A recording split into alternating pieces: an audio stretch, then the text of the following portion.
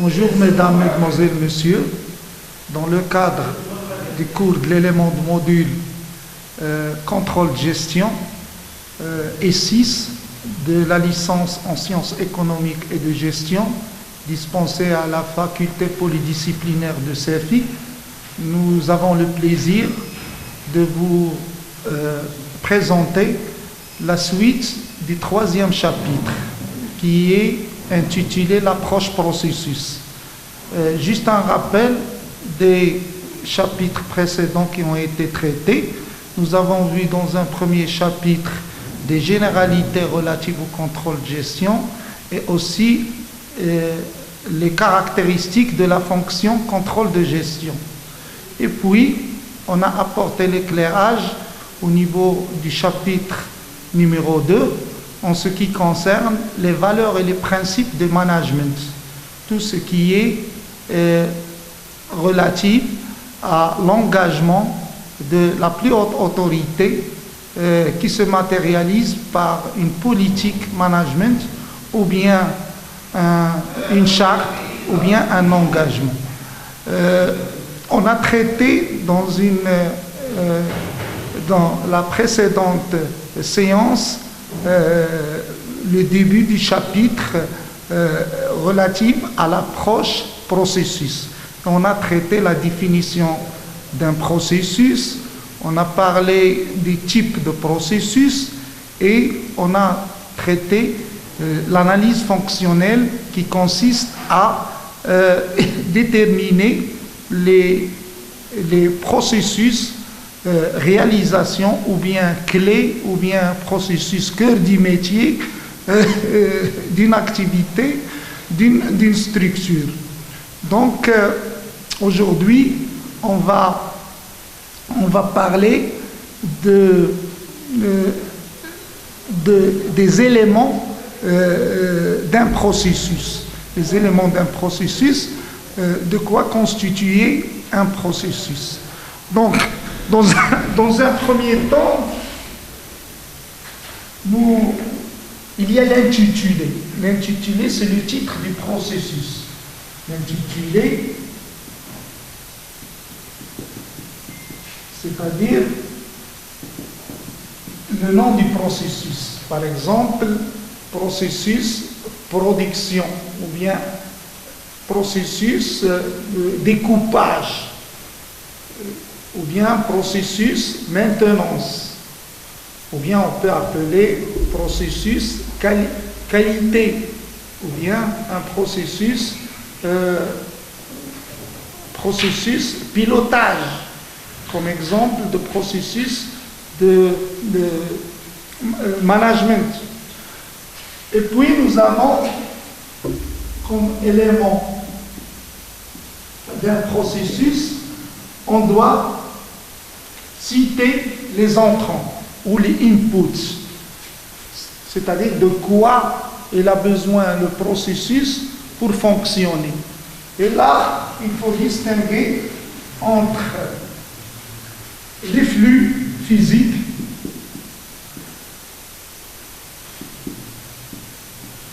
les flux informatifs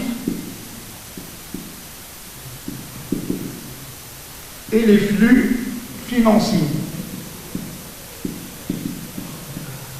Donc on se pose la question de quoi le processus il aura besoin pour fonctionner. En principe,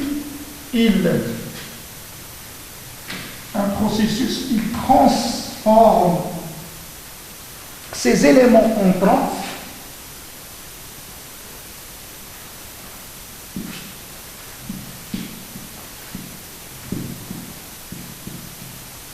pour générer des éléments sortants. Ce sont aussi des flux physiques, des flux informatifs ou flux financiers. Je donne un exemple. Pour les flux physiques, pour une activité d'une minoterie par exemple, elle a comme flux physique pour un processus réalisation La matière première, c'est le blé. Nous pouvons avoir aussi comme flux physique les consommables. Ce sont les sacs, les fils et les différentes consommables de quoi nous aurons besoin pour produire un produit semi-fini ou bien un produit fini. Et puis nous avons comme flux informatif, c'est de l'information c'est de l'information dont elle aura besoin un processus pour être transformé. La raison d'être d'un processus, c'est la création de la valeur ajoutée. Donc je vais transformer ces éléments entrants pour à la fin créer de la valeur ajoutée d'un processus. C'est la raison d'être d'un processus. Si un processus ne crée pas de valeur ajoutée, il n'a pas de raison d'être. Donc, comme exemple de flux informatif, c'est l'ordre de fabrication pour un processus réalisation qui consiste à transformer le blé en farine ou bien semoule ou bien des pâtes. Donc, comme flux informatif, donc l'ordre de fabrication, combien je dois fabriquer et quelle référence je dois fabriquer de pâtes, de semoule ou bien de la farine. Flux financiers, ce sont les flux qui sont générés et transmis d'un processus à un autre. Par exemple, la caisse pour lorsque il y a transfert des comptes, au niveau des comptes, au niveau de la banque. Bon, toujours au niveau de cet exemple-là, de la transformation du blé pour une activité d'une minoterie par exemple, je peux avoir comme produit physique sortant, c'est la farine, ou bien la semoule, ou bien ce sont des pâtes. Et donc, on va voir que aucune activité, ou bien dans l'exercice de notre activité, on produit des produits intentionnels qu'on a l'intention de les créer, mais malheureusement on crée aussi des produits non intentionnels. C'est le cas des déchets, des différents déchets liquides, solides, atmosphériques, ainsi de suite. Ou bien ce sont les produits non conformes, des produits qui ne répondent pas aux caractéristiques du produit en question. De la semoule qui ne correspond pas aux spécifications de la semoule. Par exemple, c'est un produit non conforme. Je peux avoir aussi comme produit non intentionnel les accidents du travail ou bien les différentes nuisances ou maladies. Donc, j'ai comme objectif d'optimiser les produits intentionnels, c'est-à-dire le maximum que je dois en tant que produit intentionnel réaliser, mais malheureusement les produits non intentionnels, c'est à maîtriser au sein d'un processus. D'accord? C'est pour cela qu'il faut avoir un dispositif de comment traiter les déchets. Il y a des déchets qui doivent être valorisés, des déchets qui doivent être traités. Il y a des produits non conformes qui peuvent être retouchés, ou bien carrément, des fois, on peut avoir des produits non conformes qui doivent être éliminés et qui ont un coût d'élimination. Les accidents de travail, nuisances, maladies, c'est à éviter. Mais malheureusement, lorsque nous avons ce genre de produits non intentionnels, nous avons des enjeux humains qui n'ont pas de prix, mais aussi des enjeux financiers et d'autres enjeux. Les enjeux financiers, ce sont les coûts qui sont directs suite à l'événement indésirable. Il faut soigner le malade, il faut le remplacer et il faut le payer bien qu'il ne travaille pas. Donc ce sont des coûts à éviter. En général, si on raisonne en termes de coûts pour un processus, il est composé de 3 types de coûts. Il y a le coût d'entrée, c'est-à-dire je vais me poser la question combien ça me coûte ce processus pour son déroulement. Et puis il y a un coût de transformation, c'est-à-dire pour transformer ces éléments, ce flux des éléments entrants, combien ça me coûte cette transformation. C'est le coût du personnel, le coût de l'électricité, l'énergie, le coût des loyers du local où on transforme la matière, ainsi de suite, ou bien préparer un service. Il y a aussi le troisième et dernier type de coût, dont là, souvent on l'oublie, c'est le coût d'élimination. Pour un hôpital, lorsqu'il génère par exemple des déchets hospitaliers, comme les seringues usées, ou bien des parties d'organes, ou bien des pansements, le traitement adéquat, il doit être incinéré au sein d'un four adéquat. Ce four-là, il a un coût d'acquisition, et il faut amortir sur les années de durée d'utilisation de ce bien en question. Donc, c'est l'exemple de deux éléments du processus qui sont les éléments entrants et les éléments sortants. Et on a vu au niveau du premier élément, c'était l'intitulé, c'est-à-dire le titre. Donc, maintenant, autre élément du processus, ce sont les documents et les enregistrements associés au processus. Qu'est-ce que ça veut dire? C'est le système documentaire, les éléments du système documentaire qui concernent le processus. Le manuel, par exemple, de management, le manuel de la structure, il nous résume tout le fonctionnement du système.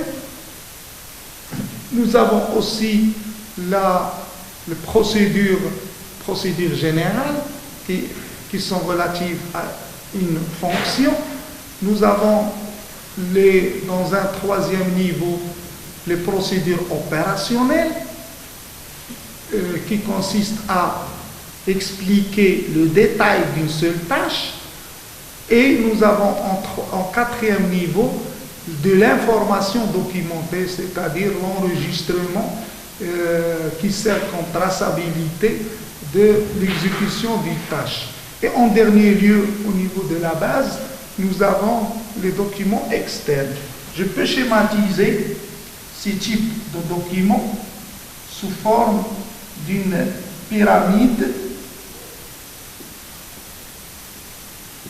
Donc là, j'ai le manuel qualité ou bien le manuel du système en général de management de la structure. Nous avons les procédures générales. Je donne un exemple. Procédure de la fonction maintenance, procédure de la fonction commerciale, procédure de la fonction GRH.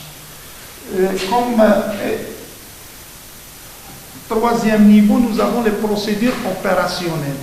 Les procédures opérationnelles, c'est un détail des procédures générales.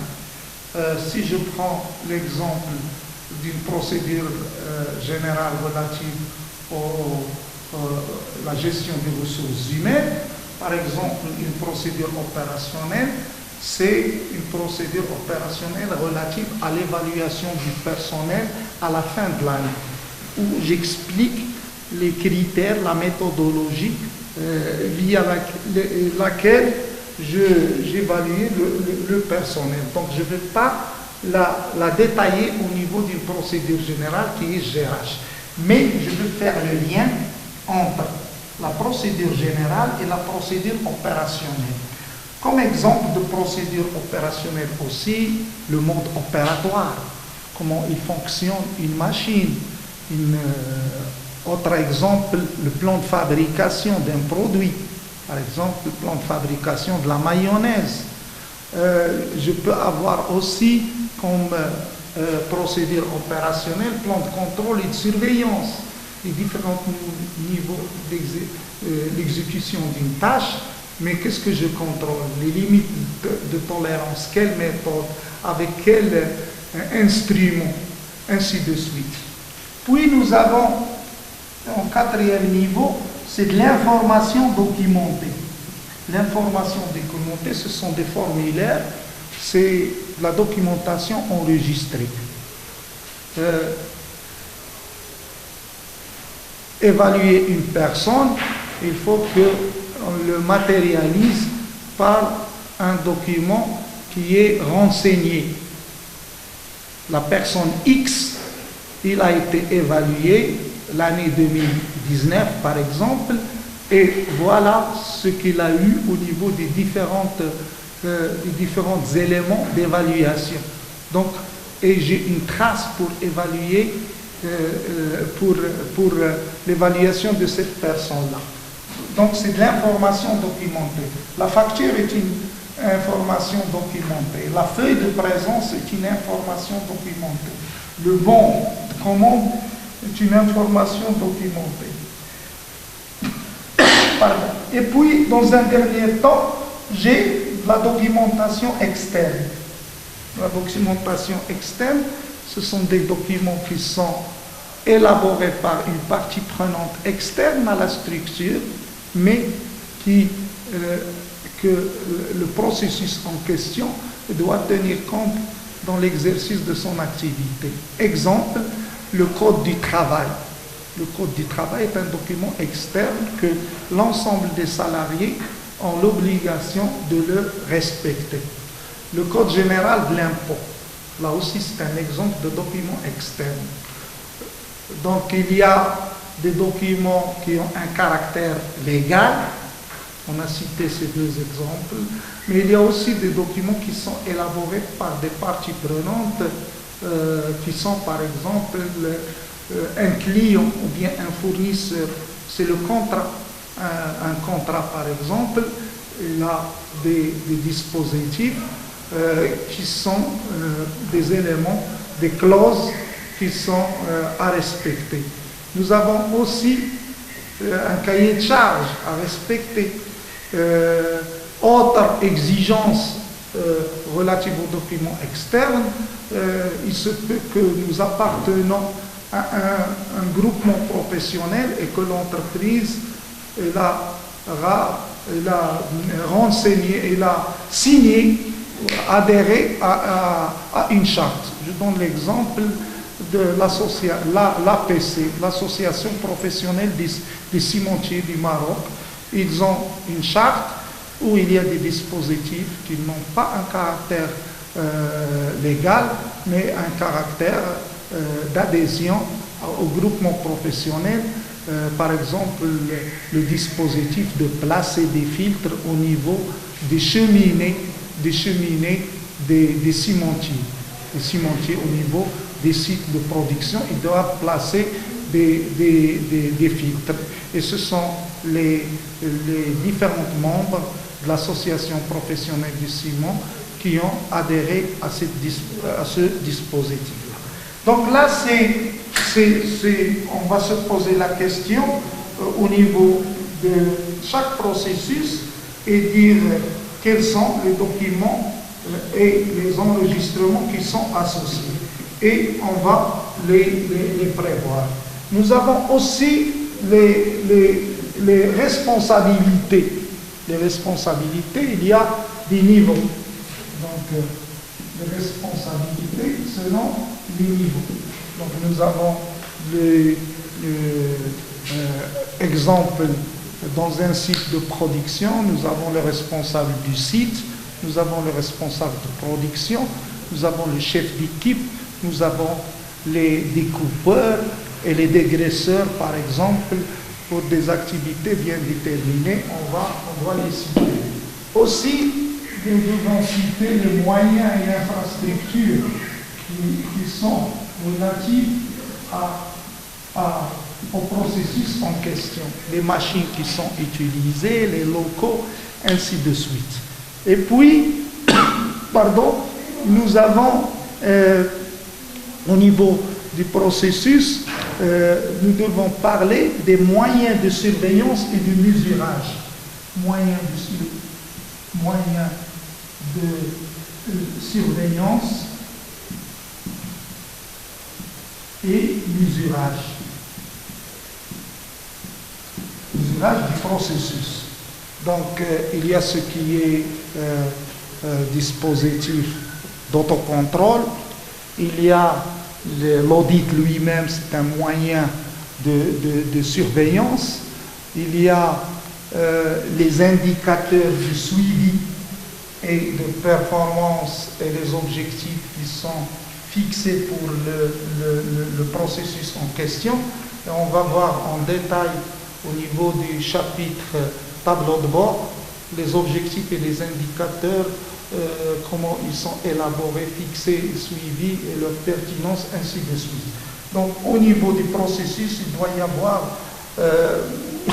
avoir des indicateurs de suivi de performance relatifs par exemple au coût ou relatifs à l'ordonnancement, c'est-à-dire le respect des délais et le volume, et il y a des indicateurs qui sont relatifs à la qualité. Je donne un exemple. Pour une fonction d'achat, un indicateur relatif au coût, c'est le respect du budget. Par exemple, un budget mensuel où on est par rapport à ce qui est fixé et ce qui est réalisé. Nous pouvons avoir aussi comme indicateur de suivi le respect des délais au niveau des achats. L'engagement des fournisseurs. Est-ce que les fournisseurs, ils fournissent le jour J où il a été convenu de livrer la marchandise qui est demandée. Nous avons aussi des indicateurs qui sont relatifs au volume. C'est le cas de combien de réceptions de marchandises j'ai reçues. Dans le cas, par exemple, d'un processus production, c'est le volume de production réalisé. Dans le cas d'un processus commercial, c'est le chiffre d'affaires réalisé. Quatrième type d'indicateur relatif au mesurage de performance d'un processus, c'est la question de la qualité. Le respect des limites de tolérance. J'ai acheté un produit, il y a des tolérances inférieures et d'autres supérieures. Est-ce que le produit il les respecte? Ou bien plus ou moins un pourcentage bien déterminé? Toujours au niveau des indicateurs relatifs à la qualité pour un processus, nous pouvons citer le cas du taux de satisfaction du client, le taux de réclamation interne qui sont relatifs à un processus, ainsi de suite. Donc voilà en général les éléments d'un processus. Il faut faire aussi attention au niveau des interfaces du processus, c'est-à-dire quels sont les clients du processus et quels sont les fournisseurs du processus. Donc on a vu au niveau de la cartographie des activités, il y a des processus qui sont clients, il y a des processus qui sont fournisseurs. L'activité de la fabrication des chips, par exemple, on a prévu au niveau de la cartographie des processus de réalisation. Le premier processus, était l'approvisionnement en pommes de terre. Deuxième processus, le lavage de pommes de terre. Troisième processus, l'épluchage de pommes de terre. Quatrième processus, le découpage de pommes de terre. Cinquième processus, la cuisson des pommes de terre. Et puis, sixième processus, c'est la question de conditionnement du processus en question. Si nous prenons l'épluchage, par exemple, comme processus au niveau de la réalisation, et là comme processus fournisseur, le processus lavage, et là comme processus client, découpage. Donc il faut qu'on épluche la pomme de terre selon les consignes, les instructions qui sont citées au niveau de procédures opérationnelles pour avoir un produit qui est conforme pour qu'il soit cuit. Donc, la question du client-fournisseur, il relève du système.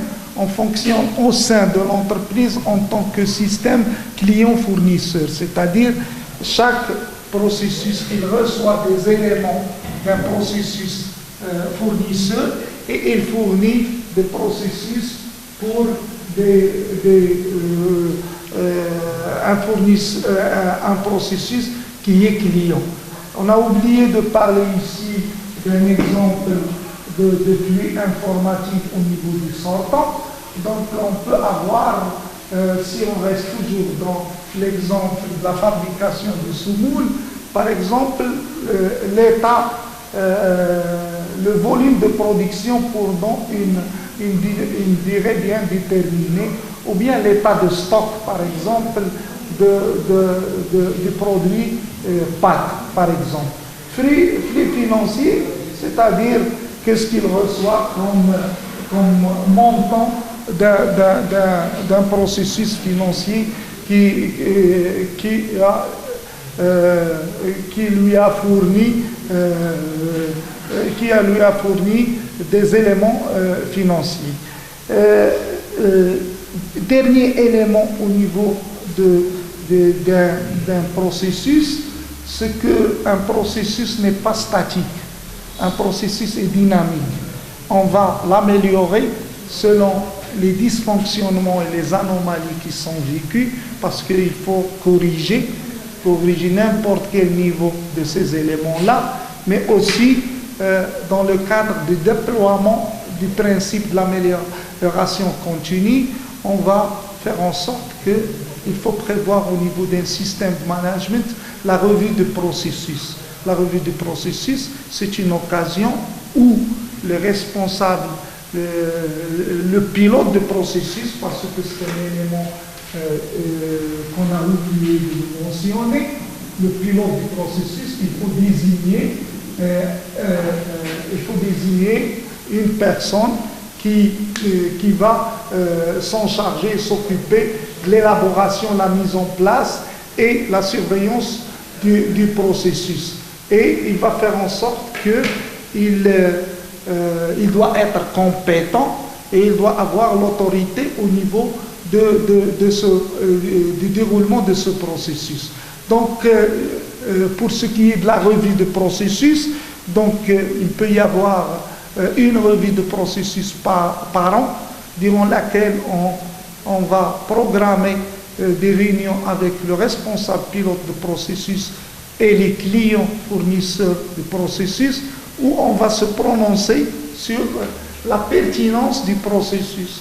La pertinence du processus, est-ce que c'est pertinent? Est-ce qu'il atteint ses objectifs? Quelles sont les réclamations des processus clients et quelles sont les doléances, par exemple, du processus fournisseur. Et on tient compte de ça. Pour déployer l'amélioration, le principe managériel de l'amélioration continue, on va faire en sorte qu'on va se poser la question comment promouvoir, comment faire progresser ce processus pour qu'il fonctionne dans les meilleures conditions et qu'il permet de générer en transformant les éléments entrants des éléments sortants. Vous voyez que l'approche processus est révolutionnaire en tant qu'approche parce qu'il tient compte d'un élément indispensable au niveau de l'économie, la science de gestion, ce qui est la valeur ajoutée, qui est le cœur de l'économie, la valeur ajoutée. Donc, comme on a dit, un processus, c'est un ensemble d'activités qui sont corrélées et il consiste à les transformer, ces éléments entrants, en des éléments sortants, tout en créant de la valeur ajoutée. Il y a 3 types de processus qu'on peut prévoir. C'est qu'il y a des processus management, ils sont relatifs au top management, la plus haute autorité. On peut citer l'exemple du processus pilotage et le processus mobilisation. Processus pilotage, il consiste à piloter la structure, c'est-à-dire quels sont les objectifs qui sont tracés, quelles sont les stratégies qui sont adoptées, où il va nous amener, où il va nous guider, ce responsable de structure. Deuxième type de processus, la mobilisation. Comment on va faire en sorte qu'on doit décliner ces